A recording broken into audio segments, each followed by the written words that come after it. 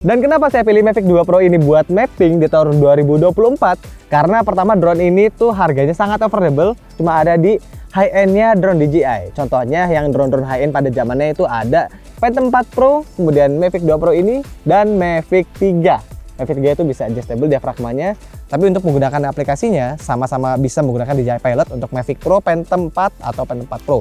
Ya Phantom 4 series lah pokoknya. Dia bisa menggunakan aplikasi DJI Pilot yang generasi pertama, bukan Pilot 2. Kalau DJI ngeluarin, kenapa nggak pakai DJI aja sekalian? Kan fungsinya sama. Halo guys, kembali lagi di channel YouTube Rumah Drone, di channel yang akan membahas semua tentang drone. Di sini di tempat yang lagi viral ini, kita lagi di Pasuruan, kita jalan dari Malang tadi, kebetulan tempatnya lagi viral, sekalian kita pengen coba nih mapping si Mavic 2 ini di tempat bekas tambang yang udah hijau ini. Dan kenapa saya pilih Mavic 2 Pro ini buat mapping di tahun 2024? Karena pertama drone ini tuh harganya sangat affordable. Kalau misalkan dibandingkan dengan DJI yang baru yang buat mapping, harganya kisaran 60 jutaan yaitu Mavic 3 Enterprise. Sedangkan ini harganya under, ya masih belasan lah. Masih belasan dan masih worth it banget untuk mapping, baik itu untuk Mavic 2 Zoom ataupun Mavic 2 Pro. Karena apa? Dia tuh ringkas, hasil kamera udah mumpuni, baik Mavic 2 Zoom ataupun Mavic 2 Pro. Kalau Mavic 2 Pro sangat worth it karena kameranya itu udah 1 inci. Dan untuk resolusi dari gimbal kameranya ini udah 20 megapiksel dengan diafragma atau aperture yang adjustable yang bisa diubah-ubah. Dimana diafragma yang adjustable ini cuma ada di high-end-nya drone DJI. Contohnya yang drone-drone high-end pada zamannya itu ada Phantom 4 Pro, kemudian Mavic 2 Pro ini, dan Mavic 3. Mavic 3 itu bisa adjustable diafragmanya. Dan ada lagi drone-drone yang bisa diubah diafragma lainnya yaitu Inspire. Itu udah termasuk drone-drone high-end. Jadi emang diafragma ini sangat penting kalau misalkan kita nggak bawa ND atau misalkan kita pengen ambil shutter speed yang low atau yang tinggi. Jadi kita bisa atur nggak pakai digital shutter yang bakalan beresiko ada blur-blurnya dikit kalau pakai digital shutter walaupun shutternya tuh kencang. Beda sama mechanical shutter yang dia shutternya mekanis. Dan untuk safety-nya, DJI Mavic 2 ini safety-nya udah cukup banget, dimana udah 360 sama kayak Mavic 3. Dia ada di depan, belakang, kanan, kiri, walaupun kanan kirinya ini hanya aktif saat melakukan misi otomatis seperti active track dan sebagainya. Dan kalau misalkan buat teman-teman yang penasaran mappingnya kayak gimana, di sini kita pakai aplikasi DJI Pilot buat Mavic 2 ini biar terintegrasi aja sama-sama DJI. Kita nggak pakai aplikasi third party seperti Drone Deploy ataupun apa namanya satunya Pix4D, biar kita bisa langsung nyaman aja sama-sama DJI aplikasinya. Dan kita langsung aja nyalain si drone-nya, tek tek. Dan kita nyalain si remote-nya. Kita langsung aja nunjukin ke teman-teman juga cara melakukan mapping menggunakan Mavic 2 biar video ini sangat bermanfaat buat kalian, bisa jadi salah satu arahan buat teman-teman yang nyari drone untuk mapping di tahun 2024 ini dengan harga yang affordable dan drone-nya ini sangat worth it. Kalau misalkan ada budget rendah, masih bisa ambil Mavic Pro, Phantom 4 biasa, Phantom 4 Pro itu juga masih bisa. Tapi di sini kita contohin yang paling worth it, yang paling affordable, yaitu Mavic 2 Pro karena dari keseluruhan dia ringkas, kecil, kamera udah cukup enak, durabilitas sudah cukup, makanya ini yang kita utamakan. Tapi untuk menggunakan aplikasinya, sama-sama bisa menggunakan DJI Pilot untuk Mavic Pro, Phantom 4 atau Phantom 4 Pro. Ya Phantom 4 series lah pokoknya. Dia bisa menggunakan aplikasi DJI Pilot yang generasi pertama, bukan Pilot 2. Dan di sini kita udah masuk ke aplikasi DJI Pilot. Nah, di sini sudah connect ya Mavic 2 Pro, kemudian Mavic 2 Pro kamera. Berarti sudah connect aplikasi DJI Pilot ini dengan si drone-nya. Langsung aja kita langsung masuk ke mission flag kalau misalnya kita pengen mapping dan bisa langsung create route. Di sini create route kita bisa bikin mapping. Nah, di sini ada notice internal storage is full, nanti bisa kita ubah penyimpanan storage-nya bisa di menu utama sini. Tapi nanti ini kita bikin mappingnya dulu. Nah, ini hanya contoh aja teman-teman ya. Di sini kita ambil mapping di sini.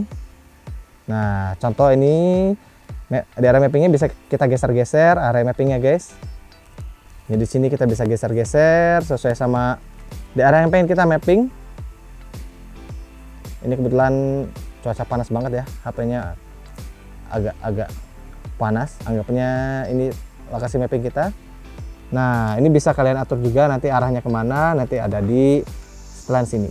Dan pastikan saat kalian melakukan misi menggunakan Mavic 2 ini atau Mavic Pro ataupun Mavic Pro ya, ataupun Mavic 2 Zoom, ini kita kamera tab-nya nggak ada di sini. Kalau Mavic 2 Zoom mungkin kita bisa pakai kameranya punya Mavic 2 Enterprise Zoom. Tapi untuk Mavic 2 Pro dia tuh nggak ada pilihannya di sini. Yang ada cuma Phantom 4 biasa, 4 Pro, 4 RTK, 4 Pro V2, Advance, Mavic 2 Enterprise. Nah, kalau Mavic 2 Pro kita bisa custom, dan ini kita udah bikin customnya. Kalian teman-teman yang pakai Mavic 2 bisa ikutin di sini. Kalau pakai drone DJI Pilot yang lain, DJI Gover yang lain seperti Pen 4 Mavic Pro.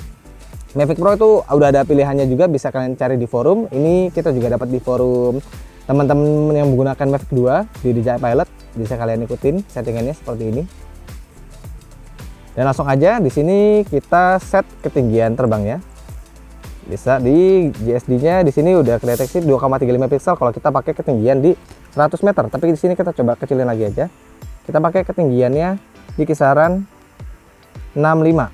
Oke, sorry 65. Nah, jadi dia bakal berubah lagi GSD-nya jadi lebih kecil 1,53 cm per pixel karena ketinggian kita juga semakin rendah.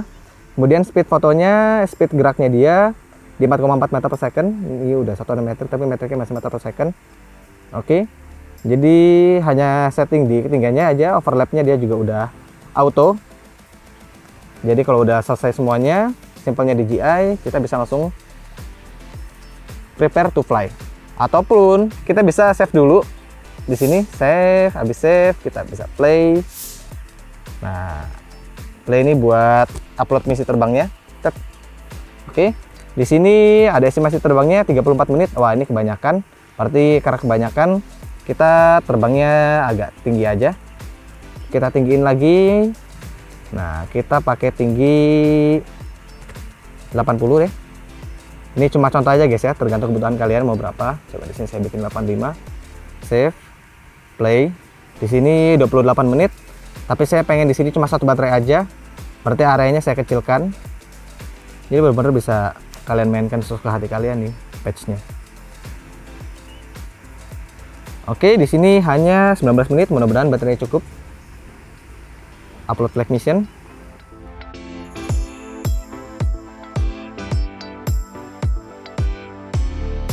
Oke, kita tinggal pencet start aja.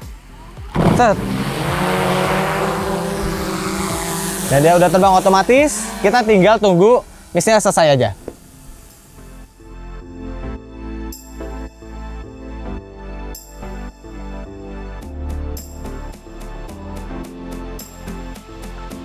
Nah, sekarang drone-nya udah jalan. Dan misalkan kalian baterainya tadi habis kan, kalian tinggal drone-nya itu otomatis balik. Saat balik dia nge-pause flight mission-nya, kalian ganti baterai baru, start lagi misinya, dia kembali lagi lanjut misinya. Itulah kelebihan dan kenyamanan pakai aplikasi DJI sendiri. Jadi kita lebih percaya. Kalau pakai aplikasi PK3, contohnya kayak seperti drone deploy, Pix 4D sebenarnya gak ada masalah. Kalau DJI ngeluarin, kenapa gak pakai DJI aja sekalian? Kan fungsinya sama. Nah, oke, sambil kita nunggu ini selesai, kita lanjut konten selanjutnya. Kita bikin konten lagi. Soalnya nungguin 16 menit juga capek.